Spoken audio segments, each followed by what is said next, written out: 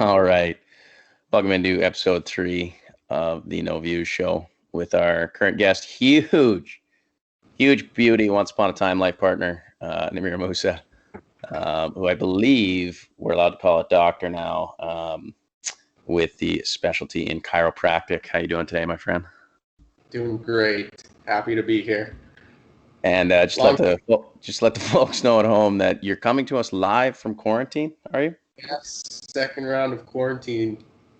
Uh, just got back on Friday from Washington, where my girlfriend lives, and day 5, Day 5. isolating, isolating at my parents' house in Alberta.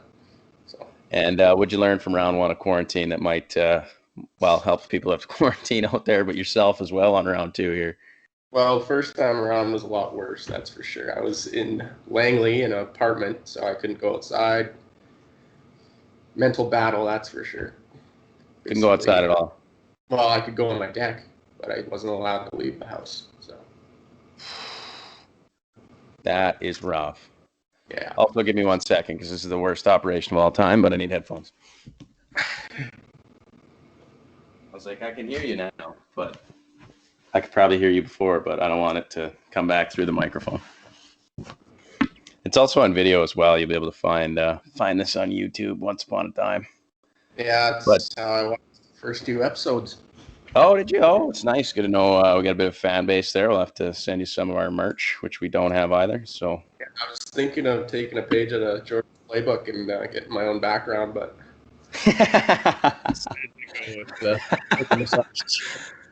it's it's one of the cheesier moves. But again, it's all about the guests.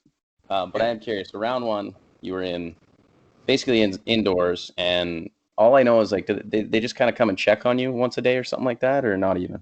they didn't check on me, but they didn't physically check on me, but they called me about 6 times, just seeing how I was doing, if I had groceries, if I needed anything, Yeah. if there was anyone visiting me. Nope, all by myself.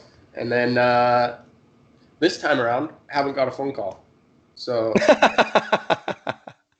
And how long ago was the first quarantine?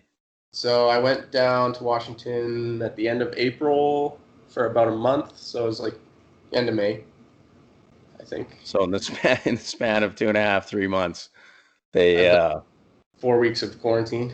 Yeah. yeah. Not only that, but it seems as though they may have lessened their grip, I guess, on how much. Not even how much, I guess, how they can control people or try and check in on people. Yeah. I think it was a little different because of the BC regulations versus Alberta. So I Oh, think BC government checked in a lot more. I don't know. I haven't even got a phone call yet, so we'll see. fair enough. That's And I hilarious. crossed the land border last time instead of flying. Mm, true. They took Which all is my sorry, go ahead. They took all my information at the land border, and then I got a call like immediately the next day asking Yeah, if I right. because that's one of the strange things too that I've found. I mean, not having traveled, but like you're allowed to fly with relative ease, but the borders, I believe, as of right now, are basically like rock solid. Yeah. So Canada is you can't fly or drive into the country unless you're Canadian. Yeah. But the U.S. the land border is closed, but you can still fly in.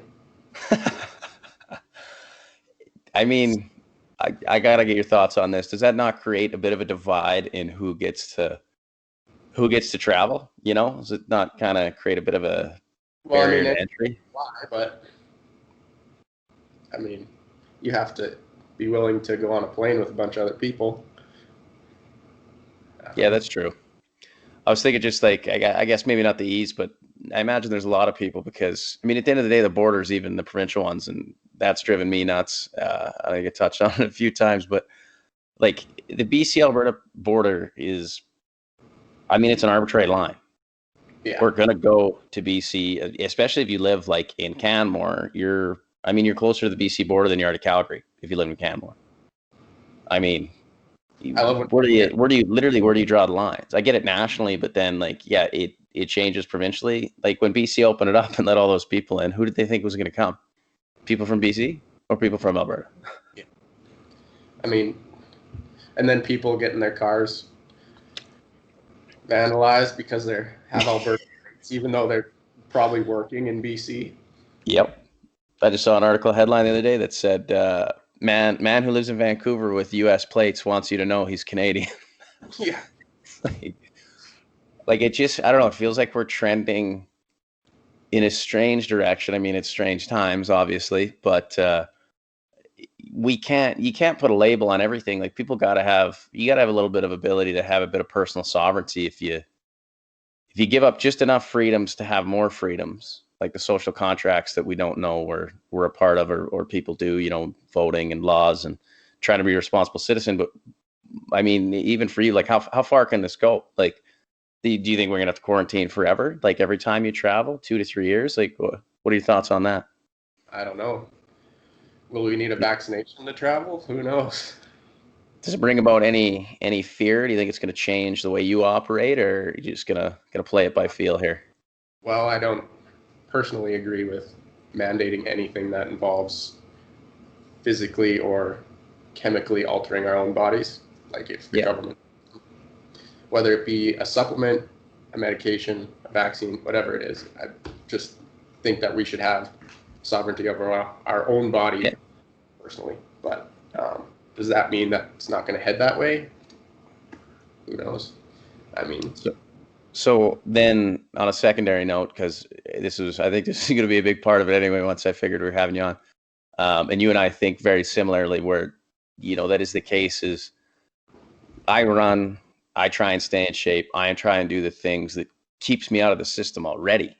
mhm. And now we have, it's like the people I see outside the stores that are wearing masks, and they got a basket full of Eggos and syrup and candy and chips and pop. And it's, my first thought is, if there was ever a time in your life to trend in a healthier direction, why not have it be now? Yeah, I think a lot of people are waking up. I mean, as far as chiropractic, I know a lot of people, it's slowed down, but we're having a lot of new patients that are coming in lately just because people are just trying to take care of their health, right? So that's good to see at least. I think a lot of people have started to realize that a lot of it's in their own hands and Yeah. can't necessarily just wait for some other outside source to help us out. And I think too, like on that note, it's people are starting to recognize that if you can take care of the problem before anything becomes a problem, you're going to be better off. Yeah. Like there's some expression I'm sure my uncle told to me once upon a time where it's like, let's quit pulling people out of the river and let's go upstream and figure out why they're falling in. Yeah. And Like it's then just, sorry, go ahead. there was a quote that was an ounce of prevention is worth a pound of a cure. Right. And I think that's one of the things driving me the most nuts, and probably was a big driver behind even starting this, is like, even with the communication and the people coming up to you and telling you how they feel without knowing anything about who you are, what you've done, better Mhm. for better or worse.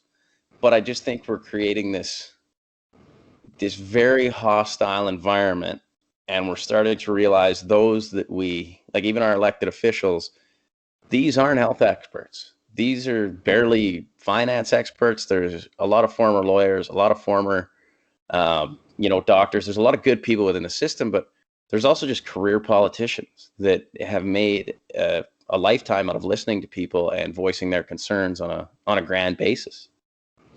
Yeah. Well, like the mandatory mask was made in Edmonton just by the government. It wasn't made by the chief science officer. So No, and I mean, that's a pretty minimal thing. I mean, it's not yes, hard to wear a mask, but we don't know if they work or if they make it worse. We honestly have no clue. So no, and that's it's like we're living in what we should create a term by the end of the show for like the blending of social media politics and humor slash memes, where the majority of people get their information and then they find that perfect piece of confirmation bias content and they fire it out to everybody. Oh yeah. Like, I've never doubted that coughing into my own mask is obviously going to help in the sense that, yeah, those particles aren't flying everywhere. But how was everybody so comfortable in a world before where there was no masks, where I could cough my cold onto you, I could cough the flu I may have had onto you, like all of my bacteria was going to be out in these public spaces. Yeah. But then it goes back to, but is that beneficial for us? Because we need to be exposed to bacteria Right. viruses to build that our immune system. Are we becoming too sterile that we're having a virus come through and just tackle us because we're just so sterile Yes. on top of our nutrition and everything else? No, it is. It is. The other one I saw the other day was you have no immune system. Your body is the immune system. And it's, my first thought was like, yeah, you gotta strengthen the temple. Like that's really all there is to it. Yes, there's hereditary things, there's genetic things, there's products of your environment, your nature, nurture. But at the end of the day, like what steps are people taking on an individual level to benefit society? Because one of the biggest things you can do for society is take care of yourself. Yeah. It's one thing you only have control over. People. So what do you think you've in this, that's when did it kind of start? Late March, early April. What do you think you've learned the most about maybe not those close to you, but kind of obviously your everyday has changed. And, I know for you, you kind of just came out of school and was just going to work. So you didn't have as much as maybe of a consistent lifestyle as some people have been working for many years or working in the same position for many years. But during this time, what do you think you've learned the most about maybe either yourself or kind of your lifestyle in general? It's been hard to keep my same lifestyle because I've tried to maintain my health to a high level. So I've been living out of a suitcase for the last 5 months, whatever it's been. So I came to Alberta to visit my family for a month, and then I went down south to Washington for a month, quarantined, just came back to Alberta, Washington, now I'm back in Alberta. So like I've been all over, and I'm used to having like my juicer. I tried to juice almost every day, but that's hard when you're not at home. So I mean, I've tried to stick to my diet, but then my mom makes meals and stuff like that, and there's dessert. So I try to make healthy choices, and it goes relatively well. But I mean, I indulge every once in a while, but I know that I'm at a level of health where I can at least do that and Yes. not feel like I'm hurting myself in any way. No, absolutely. No, it's interesting that, you mentioned that because I almost went in a bit of an opposite direction. And I myself thought my lifestyle was pretty tidy. Same with my diet, nutrition, running, everything else.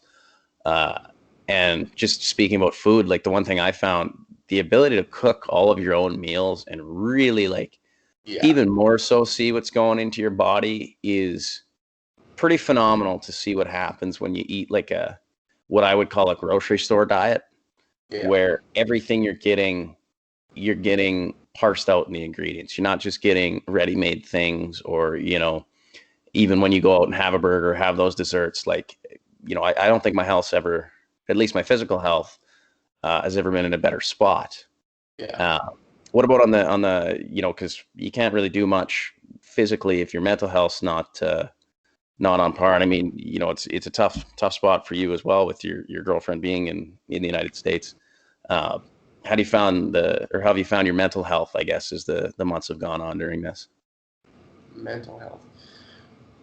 I mean, I've always been pretty positive. I think you know Yeah. that. We just try to. Yeah, I would say so. So I'm thankful that I could still go see my girlfriend, but it's been hard for Hmm. sure. But I don't know. I mean, I try to do things that promote uh, mental health, I guess you would say. I mean, movement obviously Yeah. stimulates brain function, and um, I I don't meditate necessarily, but I do like I don't know. I do my own thing before I go to bed, where I just go over in my head things that I'm thankful for. stuff like that. I don't know. That's huge. How often do you try to do that every day? Well, just before I go to sleep, I don't know, just laying in bed, I try to think of something that I'm grateful for or anything like that. It doesn't have to be like a long list, just one or two things. No, I think that's the reason I ask is because it's interesting some of the parallels. I tried meditating for the first time and fasting actually for the first time during these, and I meditated for minutes.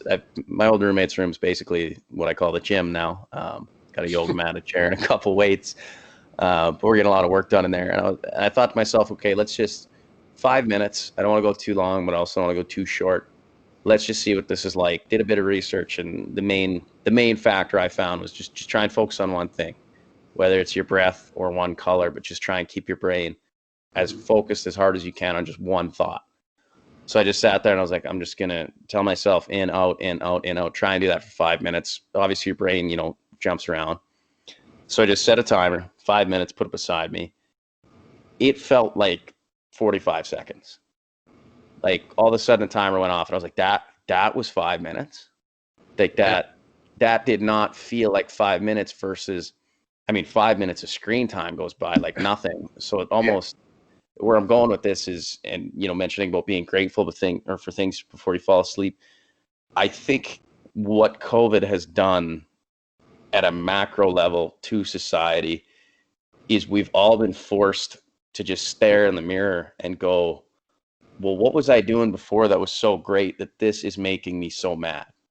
Yeah. Or why do I have to adapt? Why am I not comfortable in this scenario? And is there something I can do to become comfortable or adapt or learn something? Because who knows, in 2 to 3 years, they might say, hey, it's no longer a threat. It's exterminated, whatever the down the line thing is. So do you find yourself, I guess, from time to time thinking more about your life or less about your life, or what perspective, I guess, besides the mental and physical health have you seen?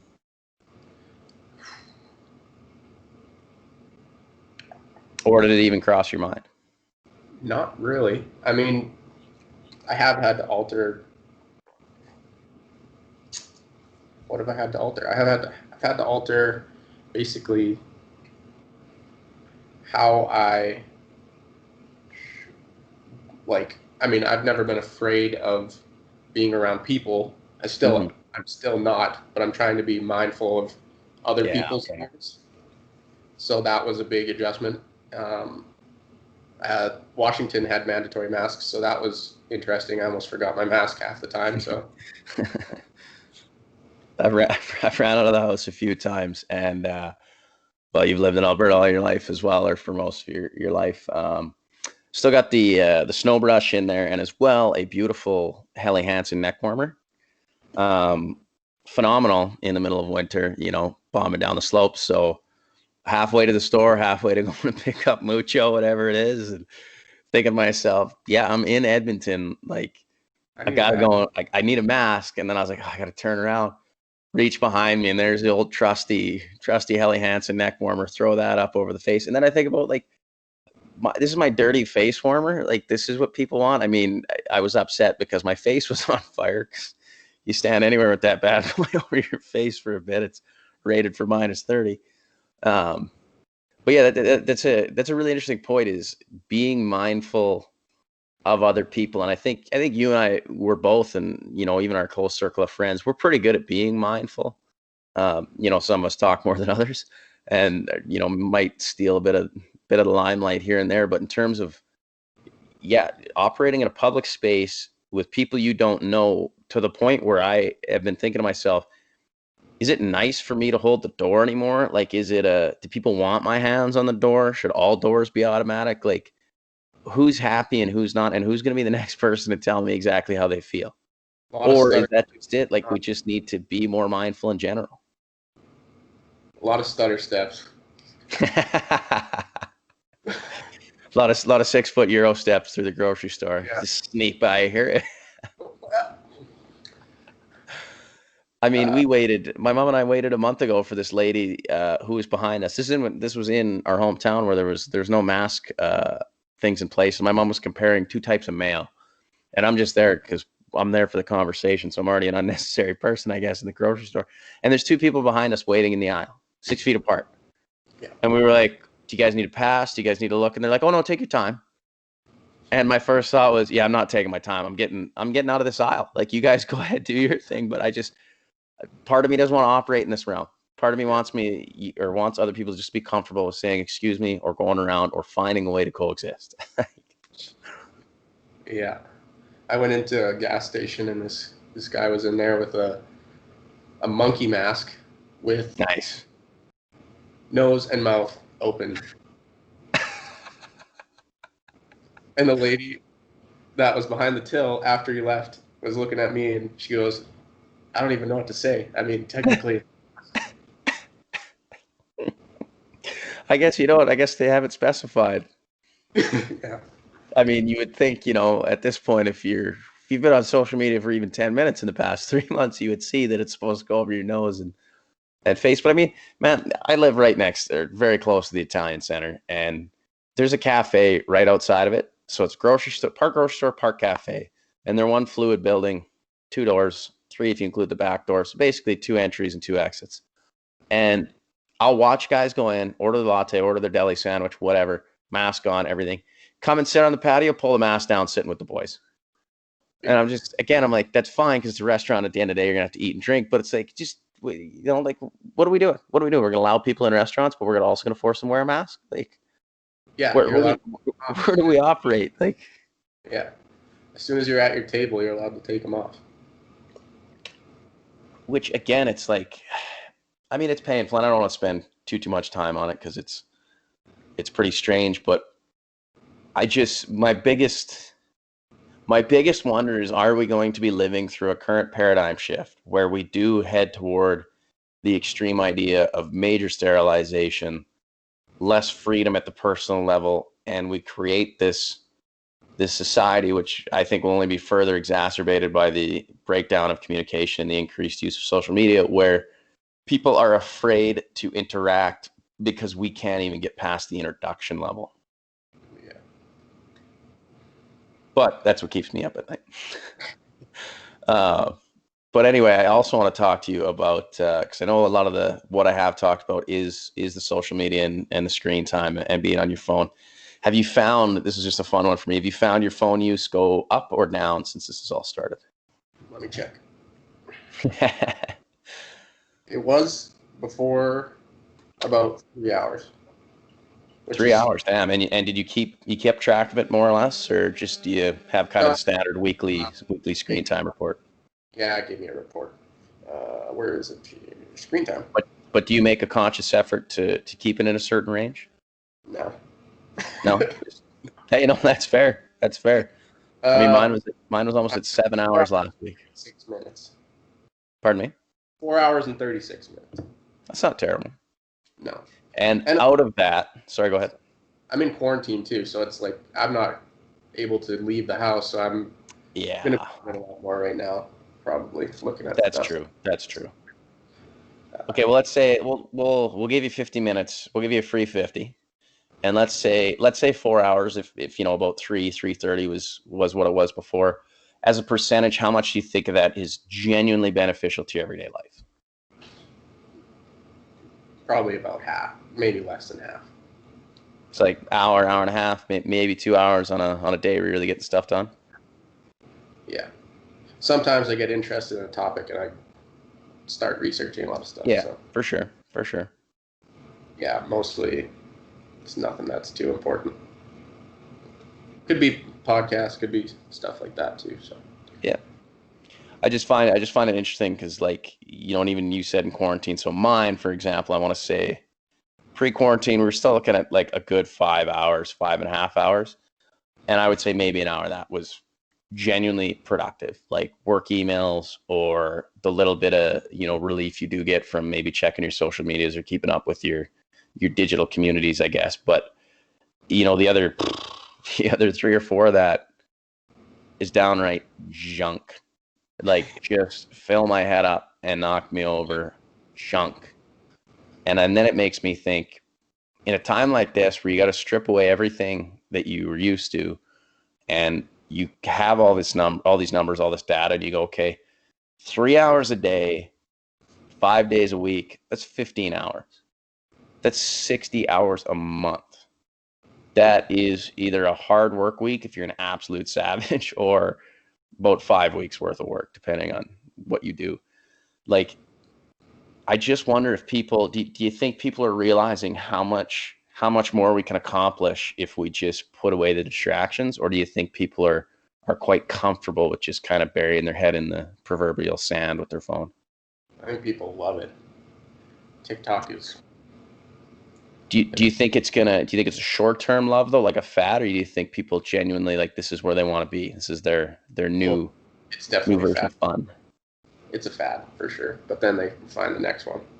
So, I mean, it's pleasure-hungry people, right? So individually a fad, but as the Instagrams, the TikToks, the Vines, the Snapchats, all these things go throughout time, would you say that is a bit of a fixed driver, if you will? Well, yeah, I think a lot of people are addicted to it.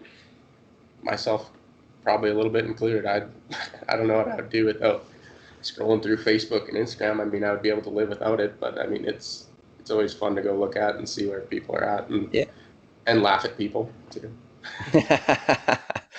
Maybe check in on people's grammar from time to time, depending on who you are. Yeah. I don't know. Interesting.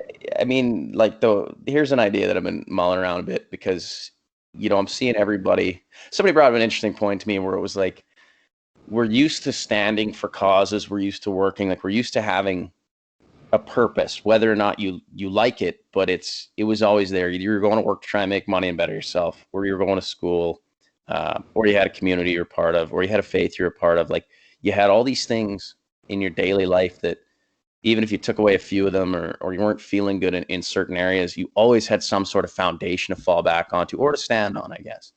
And somebody said to me, one way to look at it is, well, we've pulled all those things back, or we've changed those things to such a point that people feel the need to jump on something else or promote something else.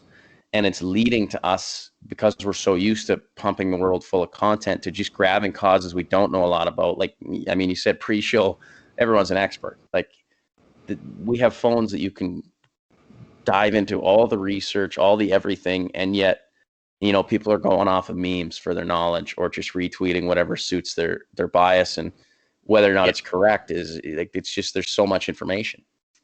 They search for the thing that matches their viewpoint to a T, and then whether it be a quote or whatever, and then they'll write, their only comment on it will be this. But I think, and I think that's a real issue. Especially, like, our generation is genuinely distrusting of digital sources. I mean, I read an article the other day from a website called indefenseofmarxism.com. And I'm like, look, whether or not you believe it, and there was some good information, don't get me wrong, and it was on modern monetary theory. But then in the middle of the article, it was like, yeah, I bet you the capitalists won't love that. And I thought, this is no longer an article. This is, in some way, shape, or form, this has become a form of propaganda, because you're taking the facts, and there will always be some sort of bias. I'm not saying there's no perfect newspaper, but to inject in a way that doesn't account for the other side, or account for things that could be counterintuitive to what you're writing, just seems cheap to me, for lack of a better term. Just seems cheap and easy. Yeah. I mean, I always tell people to do their own research. I think that's good, but there's so much out there that you can find something that always goes with how you're thinking, and it's just like, it doesn't open people up to seeing another side. So yes, it's tough to allow yourself to bring that in. So. No, and it is, and I'm pretty sure, I'm not a scientist by any means. Maybe you can help me out with this a little bit, but that's kind of how we're built as humans, is we're looking for those reward pathways. That it's not that the pathways are broken, it's our reward system's broken. That, yeah, once we find that little piece of confirmation, we find something that goes, yes, you're right. Like, yes, that's okay. Hey, you were thinking the other way other people were thinking, or yeah, you were thinking the way the experts think. Like it brings you that kind of confidence that you're correct. But whether or not you are, if you're not a person who's willing to open up past that, you're just further driving those biases, I guess, into yourself. Yeah. So for myself, for example, when they did do the mandatory mask, I was like, this is terrible. Yeah. Why are you doing this? Like, looked into the research, pretty inconclusive. Still don't have a real stance on it. But then people are like, okay, well, respiratory droplets makes sense. I'm like, okay, whatever, I can live with it.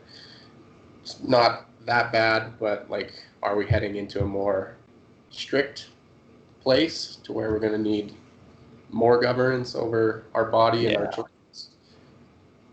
Who knows? Which is a very scary notion. So I see both sides to the mask thing, but I mean, preferably I'd rather not. Yes, no, and I'm right there with you where I get it. It's not an inconvenience to me if I need to go to the grocery store, if I need to do things. But at the same time, it's like, okay, what if they make it mandatory in parks and in like open public spaces? Well, I like to run and I like to ride my bike, and one of the biggest reasons is because, especially in a city, and as far as Canada is concerned, I guess a major city being in Edmonton, is the River Valley for me provides a place to go be myself. Yeah. Like whether it's on a bike or running around, like yes, it's a shared space, but that's my space. So I'm fine at the grocery stores. I'm fine with restaurants. And I'm going to, at the end of the day, in my head, I'm still a bit of the economist that graduated with that degree, where it's like, I'm just going to vote with my wallet anyway. And yeah, if you want to have masks mandatory in your restaurant after they lift the ban and somewhere else they don't, I'm going to lean towards the place that doesn't, because I like my chances. I like how that's operating, not saying whether it's right or wrong, but that's where I will go.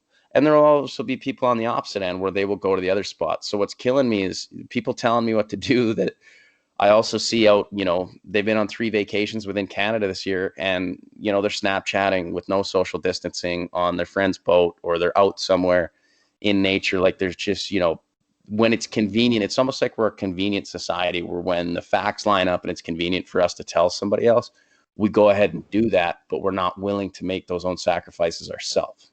Yeah. That's a good point.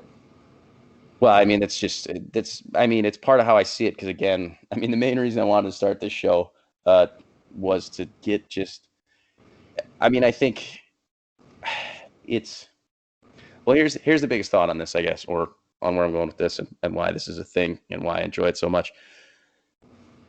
Every conversation I'm a part of that is short, or what in essence is small talk, plus the way we communicate now, there's no real depth, there's no real substance to me. And I operate on some sort of energy equilibrium where it's not about who talks more, who talks less, or what points are brought up. I just want to hear what's on your mind and listen to the same way that you would if those roles were flipped. And if you can create that realm, then people will feel comfortable.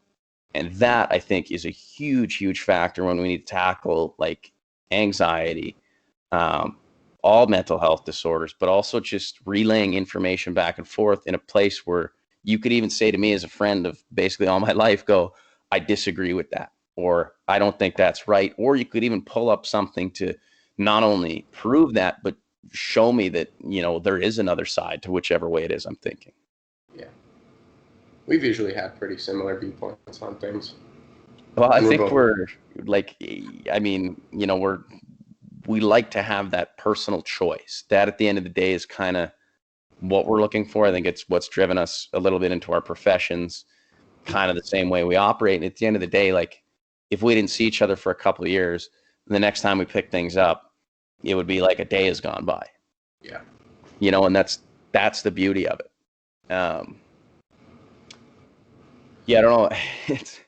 It's a lot at once. I kind of melted my own brain for a second there, because it is so easy again when you have all this time to really look at things. But it's in terms of what brings me joy. Like I just love hearing different perspectives, or what people are passionate on. Like I had no idea you wanted to be a chiropractor, honestly, when you were getting your science done. Or no, sorry, when you went to Santa Barbara, I had a bit of an idea, but that was early in it. And then all of a sudden it was like, oh no, this guy's already got all the knowledge. He's got the work ethic. He's got everything. And it's just interesting to me, like, how people fall into that or fall into those uh, spots where they feel that sense of comfort in their everyday. Yeah. I didn't know I wanted to be a chiropractor when I went down to Santa Barbara. Oh, I okay, went maybe for that's why I didn't know either. Well, that's a perfect question. When did it click for you, or what was what thought process brought about, like, hey, this is where I need to be? Yeah. So I went to school in Santa Barbara for 2 years taking business, and a year in, I could hardly sit in class because my back was so sore. Like just for a 1 hour lecture, I couldn't even Yeah. sit at the desk. And then I was playing golf, playing roller hockey, and couldn't even do that. So I went to a chiropractor there who went to the school that I ended up going to. Oh, nice. Uh, and she took x-rays of my spine. Had no idea chiropractors took x-rays. Yeah. Some did. And uh, so she showed me my spine, had a nice little S curve in there. Mm. I was like, oh, that doesn't look good. So she told me the philosophy of chiropractic, how she's not treating back pain, but we're improving function so that your body can basically work better. Yeah. And it's like, oh, okay. Didn't think anything of it at the time. She starts adjusting me, my back pain goes away, but then I started sleeping better, had less anxiety, you name it, overall Yeah. health improved. And I was like, what the hell is going on? So I went, she's like, this is chiropractic. Go check out a seminar at the school. So went up there. The school paid for half of our trip to come up, and Nice. uh, I was sold. Everything that kind of clicked in my head as my viewpoint on health just like Yeah. was just, this is what we need to do. And then so I thought I wanted to be a sports chiropractor, golf chiropractor. And then a couple quarters into school, a friend drug me into a pediatric uh, talk, and I was hooked on helping kids and improving their health and improving generations coming up. So I did a whole 20 seminar series on pediatrics and pregnancy, and so that's where I'm leaning towards with my future Nice. practice. Yeah. So does that And I, also, with your view on health, because you'd be dealing with children, like getting them into their own thought process when they're younger of, hey, I need to maintain this functionality. Like, does that play a lot on it as well, in terms of, potentially leaning to working with the younger generations? well, the biggest thing in chiropractic is believing in your own body's ability to heal itself and function at a high level. So when we adjust you, we're actually stimulating your brain, Mm. specifically the prefrontal cortex, which actually is responsible for your higher level thinking or your consciousness, stuff like that. So we are literally changing people's brains through our adjustments, and the effects of that or downstream benefits of that are limitless because they're only limited to our body's ability to Yeah. integrate. So whatever capability your body has to use that, then it's pretty amazing some of the stuff you see. That's honestly, like, to me, just hearing that, like, first of all, it fires me up because it, like, gets me thinking about, when I'm running and biking, and people often ask why I do it, and I don't have a good response as to why, I go and bike 140 kilometers. Like, yeah, it's something I enjoy. It's hard. It's a good challenge. But the one thing I always lean on with every athletics I've ever done, or every health and lifestyle choice I've made, is if people would understand how agreeable I am after a hard week of training, or even a hard day of training, like the ability to take your body to a place that is not sedentary. You're not sitting here, behind the computer screens or on your phone. If you can get out and push those, then yeah, you realize, oh, I'm capable of a lot more. But not only that, like you said, with your back pain, and once that pain goes away and your anxiety lowers, you're getting better sleep. Like, it's just these little changes that go so far, to the point where, maybe you miss a day of stretching or you miss a day of training, and all of a sudden you're like, yeah, no, I'm actually still in a great spot. Like, I still feel really good. Like, I just wish people would understand, like, it's just these little changes that drive the big changes. Yeah, for sure. And especially Sorry, go immune ahead. function, movement and stuff like that is huge for your immune function. I'm, Chiropractic as well. I'm gonna plug I mean, that at in the there. end of the day, we're animals. Like, do people forget that we used to, the reason we evolved to be one of the apex species is because we had to figure all this stuff out. So to just be comfortable and sit here, like, you're kind of, I don't want to say wasting an opportunity, but to not recognize the opportunity that is being healthy, being an able-bodied person, or even if you have your potential disabilities, mental, physical, whatever, just to find your limits. Yeah. And again, I'm not saying everybody get on the psychopath program like myself, where you try and put in as many miles and cardio as you can until your heart rate's peaking and just driving into the ground. But Actually, pardon me. I went for a bike ride yesterday. I don't know if that's allowed, but I went for a bike ride down past the raceway and back. First time Oh, I've nice. biked. A little That sore hill today. coming up's tough, eh? Yeah, that was brutal. What kind of bike were you on? I don't know. My Larry bought a bike, so Just like a city everyday bike, eh? yeah. It looks like a road bike, but I don't know. It was okay. It wasn't anything special, that's for Yeah, sure. no, for sure. I know exactly that hill, and even on a road bike, that hill isn't fun. Yeah. It's fun going down, but coming back up's tough. There was a study that just came out from Italy that people with vitamin D deficiency had a 50% higher probability of dying by day 10 with COVID-19 compared to 5% in those with adequate levels. So, do you think people are getting more sunlight right now, or like are we cooped up in our Oh, house? I would. Uh, I would say the people who are already getting. I bet you it's. I don't know if parabolic's the right word, but I bet you it's almost exponential in both directions. Where those who are struggling to get outside already, or maybe had a lifestyle that did not include.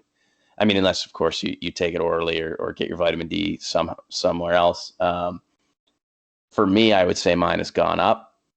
Also, cheater numbers because it is summertime, so there's a lot more opportunity to be outside and there's a lot more sunlight. But I would think those who are already indoors, I would have to guess that I would say the majority would be down.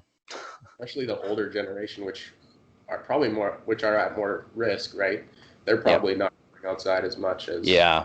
as Well, everyone just else. anybody that the health officials have said are potential high risk, they're probably, again, same thing. And I mean, I met with a buddy actually last week who, I mean, he's not that old. He's just turned 30 this year.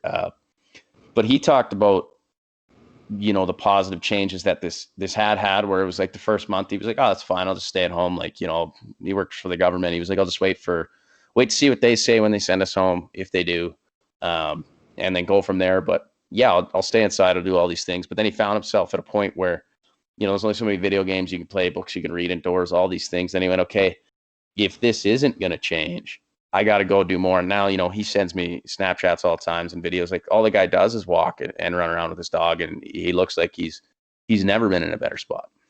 Yeah, that's good. But yeah, I would say the majority. I would say the majority is down for sure, for sure. Yeah, Well, it's like, I don't know. I always think about how specific people want to be, and how we live in a country, not even a country. Let's just take Alberta for example. We live in a province where, in the middle of winter, no wind chill, nothing, just all things being equal, it can reach a pure -30. And I believe today it's going to be +30. And for our American friends, it's all Celsius. I don't know what the Fahrenheit swing would be. I guess it would be, well, -40 lines up to what, 110 is about 30 degrees, or 105 maybe. uh, yeah, it was like 90. Connor McDavid was 30 degrees. Okay, there you go. So 97, yeah. So if you're at 100, you're over 30, and here over 30. I mean, well, yeah, it's hot. So for us, it's a 60-degree swing in temperatures. And people will tell me on a day like today, when it's 30 degrees and there's going to be, I think after about an hour from now, maybe, a couple clouds in the sky, if anything, Oh no, it's too hot. It's too hot to go outside.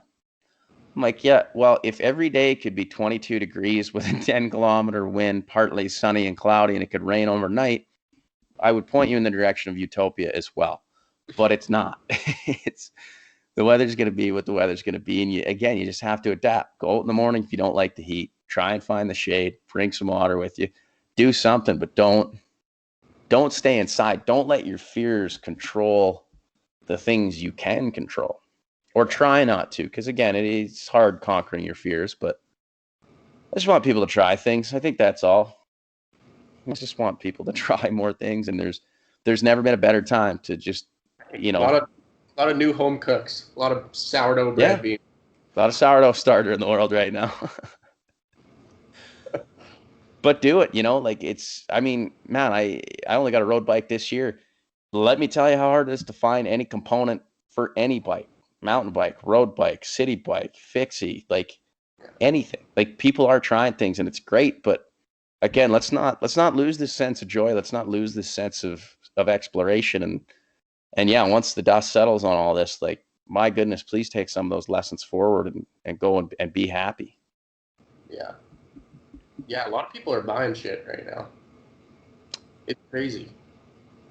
I mean, that's another strange thing, but that gets into the political realm of are they printing too much money and is it sustainable and what is the government actually liable for? But again, it's exposing like the North American society at the everyday person level, like between a mortgage, personal loans, getting things done. I just saw home renovations have topped an absolute or an all-time high. I don't know what the number was, but it was in the billions. But the all-time high is what matters. And I mean, I work in finance. My first thought was, how can people with a record unemployment afford that? And then I thought about the other article that I read on the CH or the Canadian Mortgage and Housing Corporation, saying, hey, we really want banks to tighten up the mortgage qualifications because it's very risky at a time like this to be handing out high rate mortgages. And then I thought, well, we got products where you can have a line of credit within your mortgage. So I was like, I really hope people aren't getting into a home, pulling out a big ass mortgage and then putting a $50,000 line of credit on that to do the basement. Because yeah, the rates right now might be 2.5%, but if things tighten up or you don't end up getting that job back, you got to make less for a couple more years. Like, it's a tough spot to be in. Yeah. I'm trying to buy a new truck. I want people to be happy. And I've been trying to buy a new truck since beginning of June. Okay. And no stock. I'm trying to buy a Toyota. Really? That is a little less. It's supposed to surprising. Be here August 20th. So right away here, we'll see if it comes in. But it was supposed to be here on August 1st originally. Then it was 11th. Now it's August 20th. We'll see. I mean, even I needed standard bike parts, and I mean, Shimano is the components I run, and I would say they're the Nike of bike components in terms of recognizability, especially in North America, maybe versus Europe. You'd see a lot more campy products. But I mean, to get anything right now from anywhere, you either have to luck out and it be in stock on this continent, or we'll see in September because that part isn't even made yet. Like they're at the brim of production. Yeah. Cars are a little less surprising because you do need to transport yourself, and if it's a time and place where maybe you aren't, like, I think a lot of people are leaving the cities or going back home or going to places where they need to travel a little more. Yeah. And because we can't really go elsewhere in terms of where we can go internationally, that if people can't afford it, that they're looking at getting a vehicle to go like explore. John Deere was out of tractors. The Honda place was out of quads. Like it's. Well, I heard all those people making sourdough are now farmers, so they gotta selling their bread. Yeah. Anyway, pardon me. Selling their bread on Facebook Marketplace. Please contact. No price. Please contact. 12 available, and then you message them. Yeah, I'm sold out. Well, why didn't you take the ad down? I'm sold out. All right then. That's funny. Sorry to sidetrack you a bit, but yeah, I mean I think it's doing a lot of things, or it's exposing a lot of people for better and for worse. Like I think, yeah, every time I talk about these things, it boils down to how comfortable or how much did you look at the things you're doing before, right? Versus a person like you, when you say, well, before I went to bed, I already thought about the things I was grateful for. I had this general sense of appreciation for the things in my life. And I don't know if as a society we had that as much because everybody was a click or a phone call away, and the world was a click or a phone call away. Mm-hmm. Definitely. Like, have you ever called in to book a plane ticket? No. Never in my life. Like, and our parents probably had to call in back in the day to literally book it like a bus ticket. Yeah. I mean, you could buy flights like you could buy bad fruits. Like, if the flight was tomorrow and they had 3 open seats, like, hey, 40% off. You want to go to Ireland? And that's how some people travel. And now it's like, hey, sorry, you can't go anywhere. Yeah, we were supposed to go to Italy in April for our graduation trip, my girlfriend and I, and That's right. quickly shut down. So Yeah. we got our travel voucher that we're supposed to use by the end of the year, but I mean, technically Canadians are allowed to fly into Europe now, but Americans aren't. So I could go without her, but I don't think she'd be. Oh no. See, and that's another interesting point, especially considering she's from Washington, where they've always been a little more liberal. They have mandatory masks. Like, she's probably in a great demographic of a not like low risk non-threat. Yeah. Their cases are still rising too, though.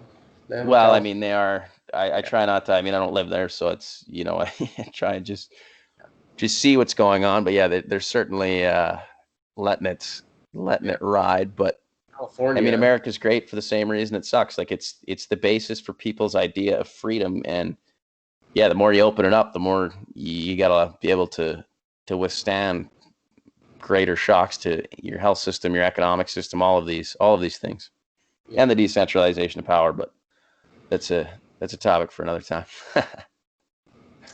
Yeah. California, they introduced mandatory masks back it was June 19th, I think. Yeah. And their cases per day are still rising.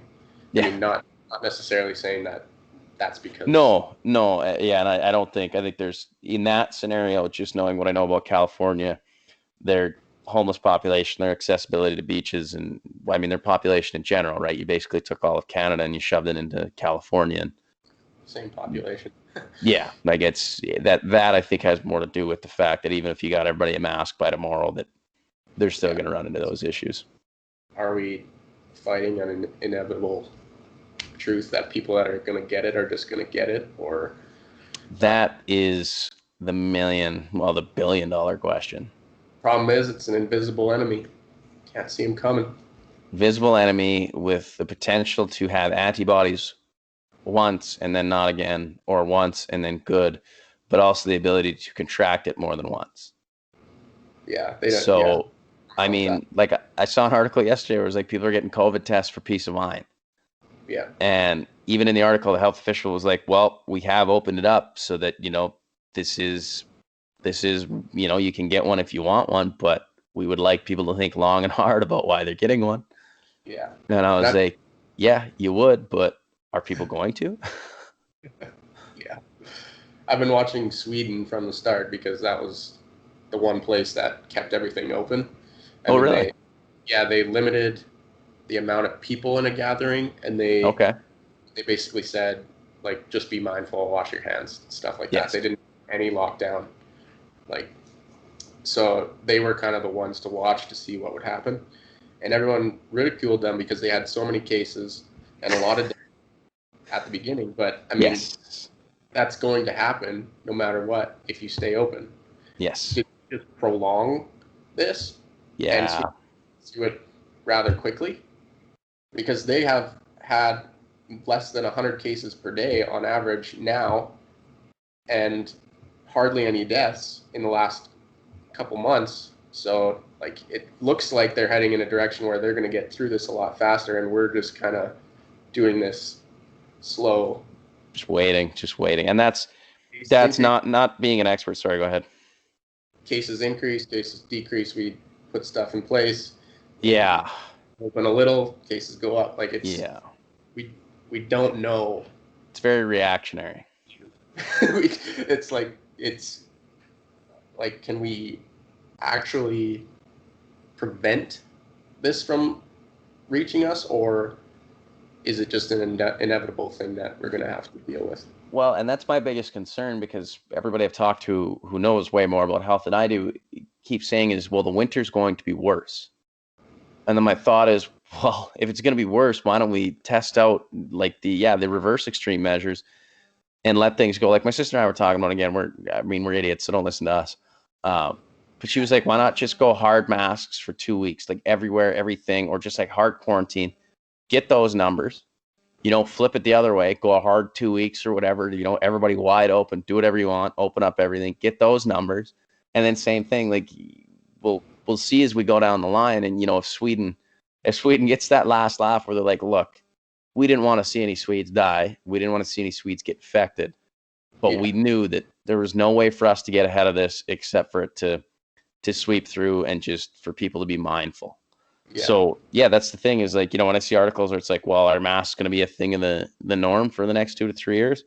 Like, well, if you've lived in Alberta, you're going to know that's not true, because there's a little too much freedom in general in some places. But yeah, like, are we postponing the inevitable? The inevitable is what is, to me, that is the $1 million. After all the science is settled, after everything's settled. The goal at first was just to make it so that the hospitals could handle the influx of people. Yes. Right? Yes. And now it's, okay, how can we stop it from anyone getting it? Right. And that, again, brings up, like, the second scary point for me, again, like, when I say, like, I think like an economist, is nothing's free, right? Everything's correlated to something.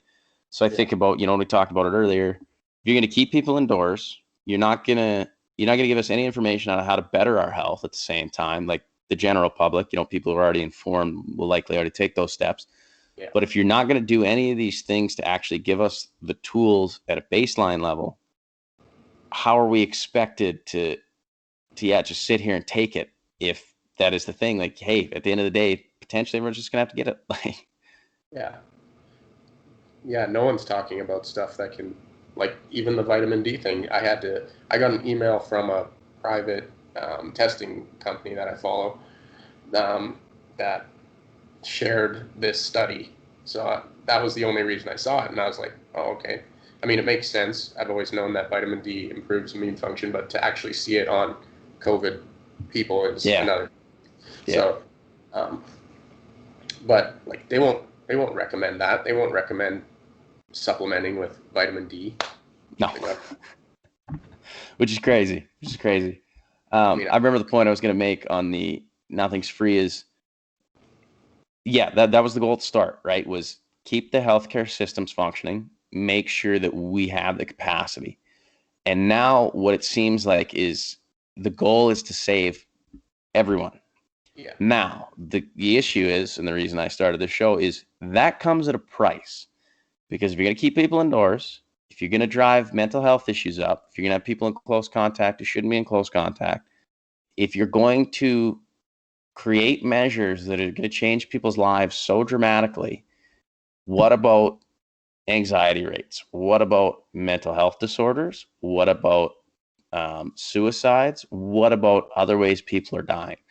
Because if the numbers come back and we go, oh, well, let's say suicide jumps, God forbid, by 25, 30, 40%, then it's going to be, okay, this virus is bad.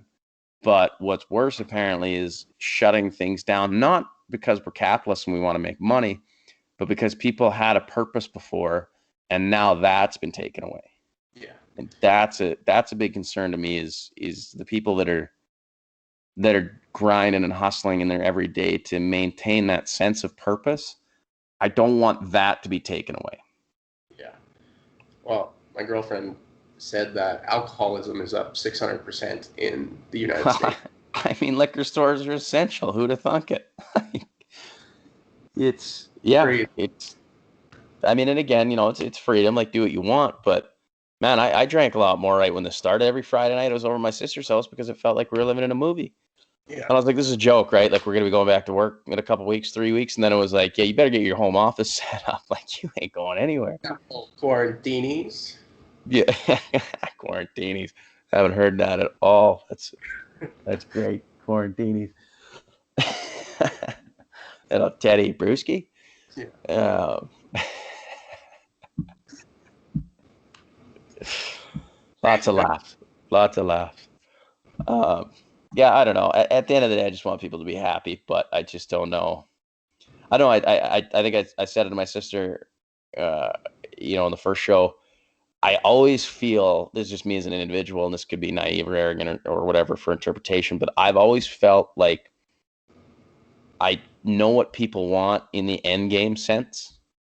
I know that by and large, vegans don't care about, maybe not you eating meat as much as eating sustainable meat and encouraging sustainable practices and, also encouraging plant-based diets and such. I've always known that, hunters don't care about what they shoot. They just, they more want the ability to hunt than anything else and the ability to create an asset for themselves. Like, there's always some sort of end game within this. And right now, that's exactly it. It started as something we wanted to make sure that our systems could hold, to the point where hospitals were almost empty because nobody wanted to go to the hospital, to what, at the end of the day, when schools are back in, when work's back to normal, when all of these things are said and done, what are people going to want? Are they going to want us to keep wearing masks? Are they going to want us to go back to normal? Is it going to be so spread that we don't know what to do?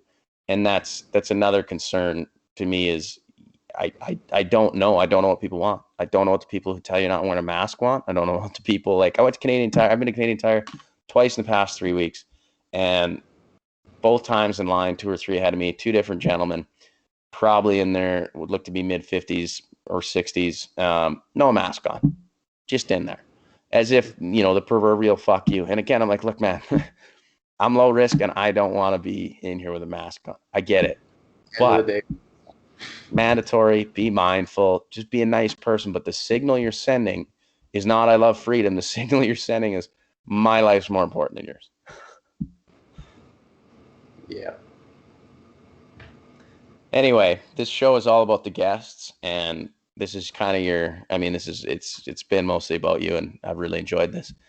But I always like to ask if there was one thought or something that's on your mind, or one sentiment, and you could take as short or as long as you'd like, that you'd like to leave people with. What would that be? Ooh. How about Could just be a current event thing, could be something you think about all the time. Just if there's one thing, if the world was listening, what would you tell them? Ooh, I would tell them my essentials for staying healthy. Ooh, and what are those? So, adequate sleep. Yeah. Adequate sunlight. Can I ask, what is adequate sleep? Adequate sleep is not only, well, 8 to 10 hours obviously is what people recommend, but being mindful of your stuff before you go to sleep. So limiting screen time before you go to bed. I don't know. The quality of your sleep needs to be just as well. And the consistency as well, I would think. Yeah. Consistent hours. Anyways. So adequate sleep. Sunlight, vitamin D. Most people don't get enough, so they usually have to supplement. So I supplement every day, 3,000 international units. Yeah. Chiropractic, obviously. Throw that. Hey, it's your time, baby. Omega-3s, we don't get enough of. We have a society full of omega-6s, and the ratio of omega-3s to omega-6s it would be 6s to 3s, because you always have 6s and 3s. But our ratio is increasing to a point where it's depressing our immune system so much. So you should have a 2-to-1 ratio. Most people are north of 15-to-1 in our society right now. So I always supplement with omega-3s. And then just on the omega-3s, fish oil. What is your omega-3? Yeah, is that a blend or something? Fish oil? Yeah. Okay. Here I can find the exact. Okay, so we got adequate sleep, adequate vitamin D. What was the third one? Chiropractic. Chiropractic, omega 3s, pardon me. Yep. Water. Hydrate, got to stay hydrated. Yeah. And those are the main five, or? Yeah, not just plain water. People can look up fourth phase water, Okay. which is like you can do lemon water as a type of fourth phase water, and that's how water is in our body. So it's Ooh. instead of just taking in plain water, you're messing with concentrations of sodium and stuff like that. So you can look all that up. I don't need to go into it. I'm gonna now. I've never heard of fourth phase water. Now I'm Chia, delightfully intrigued. chia seed water. You can throw a bunch of chia seeds in water, and it actually forms like a little. Um, it's almost For real, I got a bag of chia seeds that needs to be used. yeah. Just throw them in cold water. Let them sit for a while. They'll puff up into a little water. Just like a teaspoon or a pinch, or what are we looking at? Yeah, in about a glass of water. Nice, nice. And See, this is why I'm doing this. This is the stuff I love. yeah, so it's better absorbed by the body to hydrate you. So Yeah, that makes sense. Because I mean, chia seeds in general, I don't. I mean, unless you're an absolute savage and you're having them dry, I'm pretty sure most people soak their chia seeds in whatever they're consuming in it. and then mindset. Ah, yes. And that comes down to, you talked about it in the other thing, hacking of the American mind. Doing deeds for people is what drives our serotonin pathway rather than our dopamine Yeah. pathway. Community is So paramount. to help other people actually improves your mental contentment. Yeah. It's a beautiful And thing. that's what I would leave. I like it. I like it. Well, actually, I love it. But it's been an absolute pleasure. Yep. Thank you for giving me an hour out of your day. And yeah, really looking forward to doing a lot of these. And we're all gonna be all right. So it's a beautiful thing. And yeah, we'll see you soon. Sounds good.